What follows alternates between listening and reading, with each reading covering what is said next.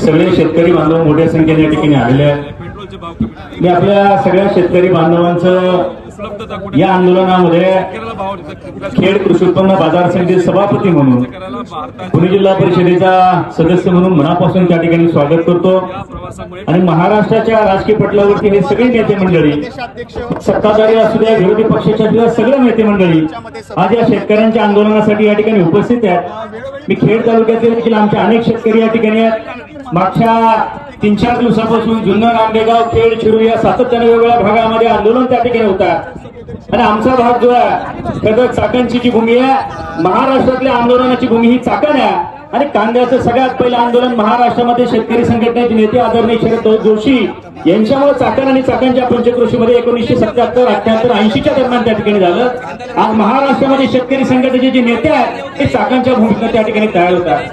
मला सभापती म्हणून, शेतकऱ्यांच्या बाजार समिती सभापती म्हणून सगळ्या नेते मंडळांनी एवढं सांगायचं, आज महाराष्ट्राच्या पातळीवरती हर्षवर्धनजी सकाळ साहेब असेल, रोहितदादा पवार असतील, शशिकांतजी शिंदे असतील, ती लोकांच्या मनामध्ये एक आशा निर्माण करण्याचं काम, शेतकऱ्यांचा प्रश्न आणि त्या प्रश्नाला व्यासपीठ निर्माण करून देण्याचं काम तुम्ही त्या ठिकाणी करताय.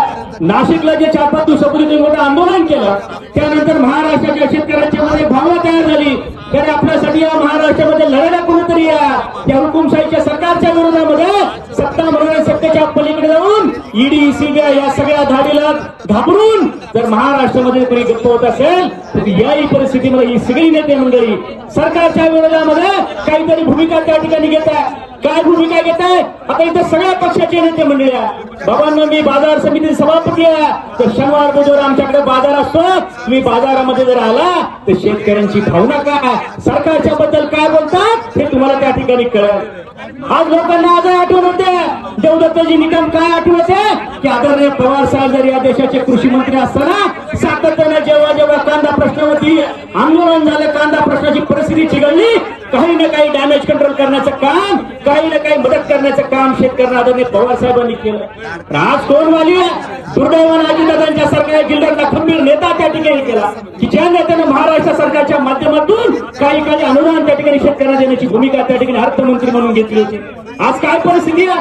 आज देशाच्या कृषी मंत्र्यांची काय भूमिका, राज्याच्या मुख्यमंत्र्यांची काय भूमिका, महाराष्ट्राच्या कृषी मंत्र्यांची काय भूमिका. शेतकऱ्यांनो, मी बाजार समिती सभापती आहे, जिल्हा परिषदेमध्ये उद्धव बाळासाहेब ठाकरे गटाचा गटनेता. आज एका बाजूला हे सगळं चित्र बघितल्यानंतर एक गोष्ट आणि दुर्दैवाने या व्यासपीठावर मला महाराष्ट्राच्या नेते मंडळांना सांगावं लागेल.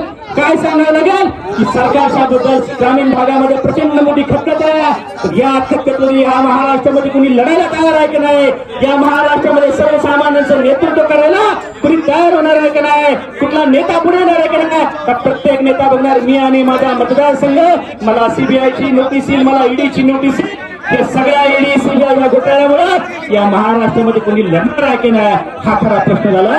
तर रोहित पवार, तुम्ही ज्या ताकदीनं आज या महाराष्ट्रामध्ये एक विषय घेऊन त्या ठिकाणी पुढे जाताय, आम्हाला खात्री आहे की हा पुणे जिल्हा निश्चितपणे आदरणीय पवार साहेबांच्या बद्दल, पवार कुटुंबावरती प्रेम करणारा आणि भविष्यामध्ये देखील त्या सगळ्या नेतृत्वाच्या बरोबर हा जिल्हा तुमच्याबरोबर त्या ठिकाणी निश्चित करणार आहे. मी बाजार समिती सभापती म्हणून एवढीच मागणी करतो की कांद्याला त्या सगळ्या प्रश्नावरती सगळी मंडळ त्या ठिकाणी बोलतात.